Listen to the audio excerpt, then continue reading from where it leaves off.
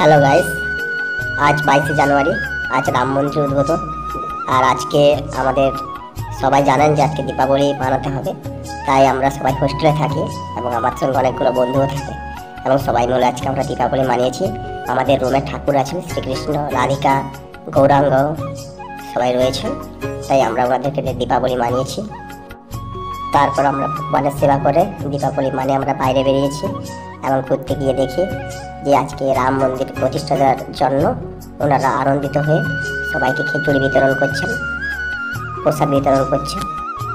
আর এটা হলো আমাদের যে তুলসী মন্দির রয়েছে, সেই মন্দিরকে আমরা সুন্দর করে প্রদীপ জ্বালিয়ে মোমবাতি দিয়ে ভালো করে সাজিয়েছি এবং এটা আমাদের রুমের কাছে রয়েছে।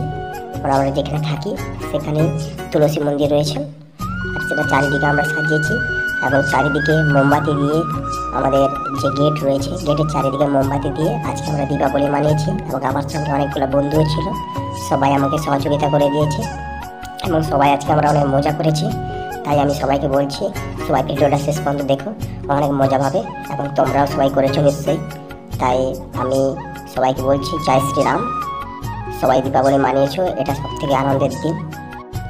আর আমরা যেখানে থাকি সেই রুমের ভেতরে এটা আমাদের নিজেদের ঠাকুর, সবাই ঠাকুর রয়েছেন, শ্রীমদ্ ভাগবত গীতা রয়েছেন এবং শ্রী পঞ্চদত্ত রয়েছেন, আমাদের তিলক রয়েছে, অনেক কিছু রয়েছে। তাই ভিডিওটিকে ভালো করে দেখে সাবস্ক্রাইব করুন, লাইক করুন এবং কমেন্ট করুন।